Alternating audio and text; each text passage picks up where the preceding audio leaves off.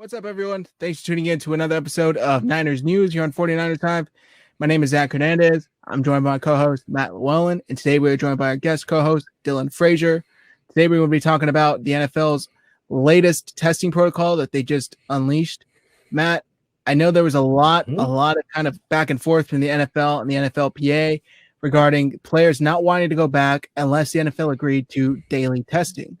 On Monday, the NFL agreed to do such.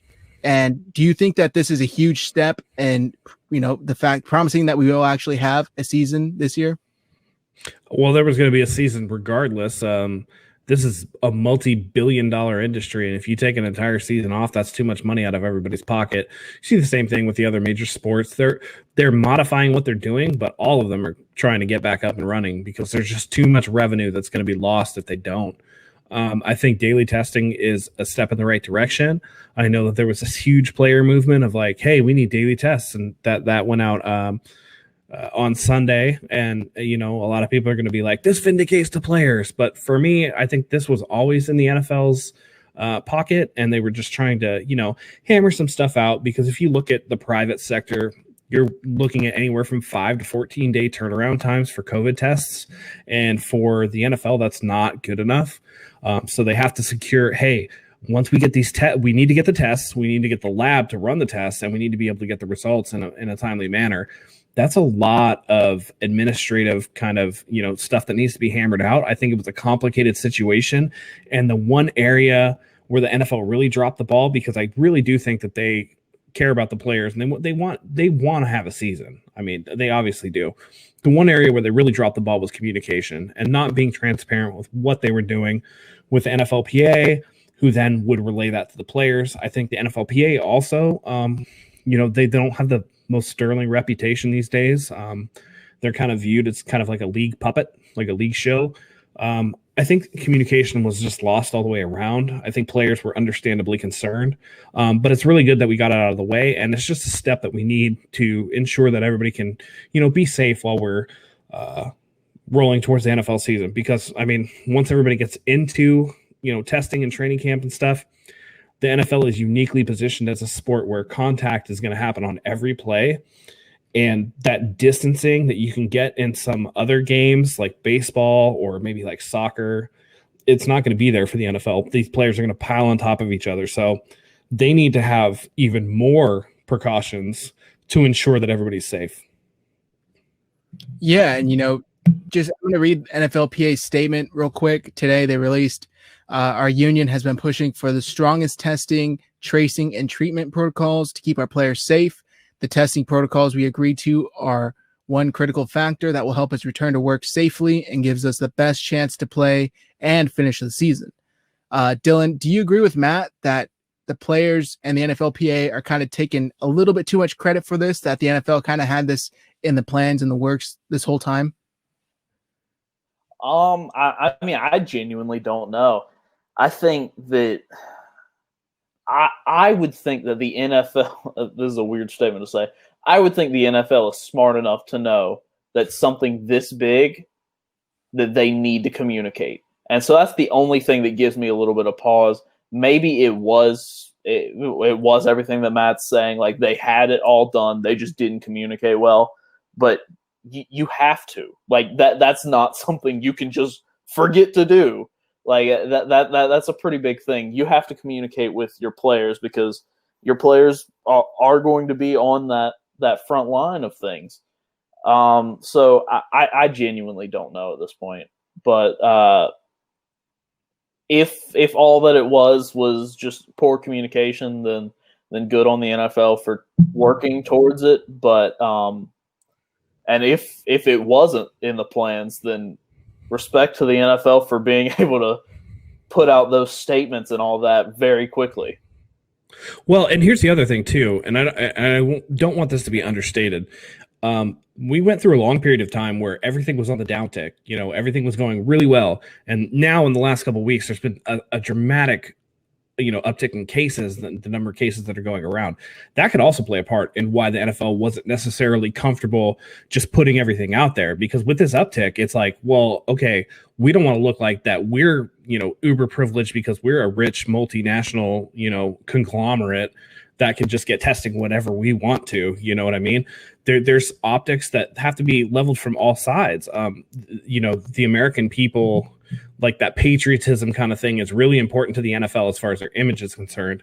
And so they're very wary of how, it would look if they were just like, well, we're just going to abscond with all these testings. We don't worry about anybody else and stuff like that. I think they were up against the gun. I think there was a lot of things that weren't necessarily as easy as people would make it out to be. But I also understand it from the players' perspectives where they want to be safe too. We want everybody to be safe. This thing it's been crazy. 2020 has been the worst year I've ever lived through. It's been awful. So everybody wants sports to get back to, just for levity, just to take a break from all this stuff. So I don't think that the NFL, and I want to say the NFL has no excuse to not communicate at least that too, if there were difficulties. I'm not going to let them off the hook. I just think that there's a lot that goes into this that people don't necessarily take into account. It's really easy to get riled up on a Twitter hashtag, without knowing because you're like 53 players on the team, 32 teams, not to mention coaches, trainers, staff, all that stuff. This is by far the biggest sport as far as testing goes. The biggest number of people that have to be tested for a sports league. It's on a completely different scale. So I just think there was a lot of things that went into this, but I think that this could have been handled way better rather than the week of training camp opening. Yeah, real quick, Dylan, I just want to say before we even move forward, I should let me actually read the NFL's plan here. ESPN's Dan Graziano tweeted out, the NFL and NFLPA have agreed on testing protocols. They will start with daily testing for the first 2 weeks, then go to every other day if the positive test rate falls below 5%. If it doesn't, then they will keep testing daily. So it seems like at the very least, they'll be getting tested every other day. Yeah, well, and let me jump in there too, because I saw a story. I think I don't want to attribute. I think it was the 49ers for NBC Sports or something like that. When 49ers players show up, they're going to be tested twice before they're allowed into the facility. So when they show up, they're going to test. If they test negative, they have to either go home or go to the hotel for 2 days and quarantine themselves. Then they show back up, they test again. If they test negative, then they're allowed into the facility. So on a team-by-team basis, not to mention just the league, the teams also have the opportunity to go above and beyond what the NFL lays out. And I expect that all are going to do that in some capacity. Interesting. Dylan, I've seen some kind of new plans laid out for helmets with masks and anything to kind of make the players feel more safe or be more safe. Do you think that's something we'll see this year?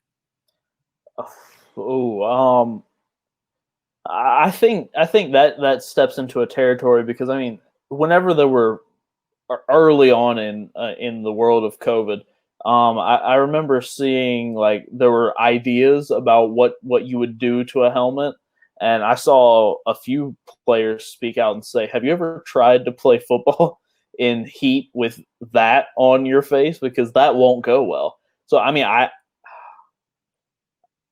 don't have a solution, and I'm sure there's a lot of other people that don't either.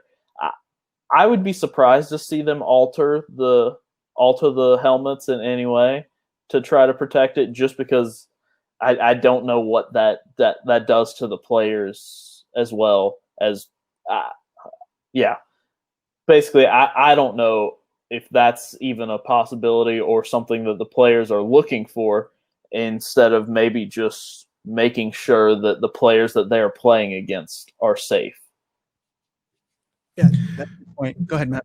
Yeah, and to that effect, I think doing something legitimately to the helmets while they're playing is a big ask. I know that I've heard players, I think Pat McAfee said on his show that helmets are uncomfortable to wear. They're super tight.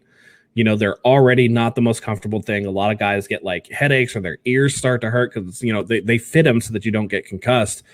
I think a good solution would be to create a gaiter type of thing that you could slip over the helmet when you're on the sideline, or you wear a mask when you have your helmet off on the sideline. That way you're minimizing exposure. But on the field of play, I just think it's going to be really difficult to put something on there. I know that there was these like mock-ups or whatever of like face shields and stuff. They were bullshit. I mean, let's be real. They were terrible.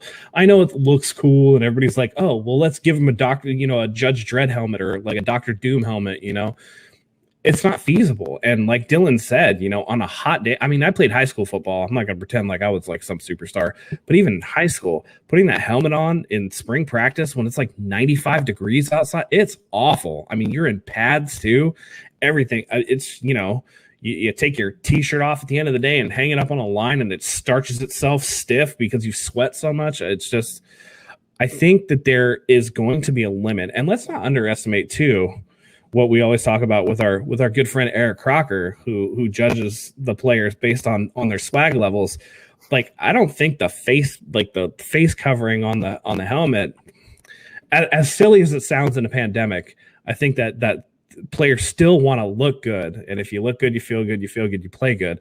So I think there's limits to what you can do on the field. But I do think there are a lot of viable off-field and sideline solutions to, limiting exposure. Dylan, I'm going to end it with this here. The NBA recently announced that they tested all of their players and none of them tested positive for COVID. If you could name a couple of steps that the NFL you feel needs to do in order to be able to get to that place a couple of weeks after they're kind of getting things rolling. I mean, that's tough. I think that the NBA having 0 positive results is actually a great step in the right direction as far as sports as a whole, but I don't know how you could pull that off with football. A bubble would be a lot tougher, I would assume. I mean, I guess you could try to pull it off, but I would doubt if the NFL takes that approach. But I mean, it is something to say that it is possible to get players to a point where every player that they are playing against is safe. And I think that's the ultimate goal of what they're trying to go, what the NFLPA and all these players and the NFL are trying to get to is, well, we may not be able to add a mask to your helmet, but we can try to make sure that every player that you are in contact with is safe and does not. I mean, to a degree, there's countless of other things that could be in play, but to a degree, making it as safe as possible for these players to return to their jobs. Yeah. Well, and I do want to say you hit the nail on the head where you talk about the NBA bubble and them having 0 positive tests. They're all in one centralized location. The NFL has already said all 32 teams are going to be at their own facilities. Now you're talking about multi-state, with a more numerous amounts of players and staff and everything. It's going to be so hard. And I hope that they could do it. I just think that, the people that are like, oh, well, look at the NBA. It's comparing apples to watermelons, man, because it's an entirely different thing. You hope that they keep it as safe as possible, and I think that today, the daily testing and stuff like that, that's going to be a step in the right direction. But I think that people need to buckle up and be prepared for there to be, some of their players, their favorite players, to test positive. It's just going to be how it is. I would like to see organizations individually, whether it's an NFL mandated thing or if the teams just step up and say, hey, this is what we need to do, create some sort of bubble system where while you can't just do a bubble for all 32 NFL teams, but like the 49ers as a whole say, our players stay at this hotel, they do not leave, and we test them. We keep them safe. So, I mean, that might be a good step into trying to make sure the players are safe. And if every NFL team, which I know is asking a lot, if every NFL team could follow those specific ideas and keep players safe, then you can go into a game when there's no fans. The people you're accounted for are as safe as they can possibly be, and the people on the other side are as safe as they can possibly be. You are lowering the risk immensely. All right, guys, I think we're going to end it on that note. Make sure you follow us on Twitter. Our handles are below on the screen. Make sure you like this video, subscribe to our channel, and comment your thoughts below. Go ahead and hit the bell for all your notifications. We're bringing you 49ers news every day of the week. Thanks, guys. Go 49ers.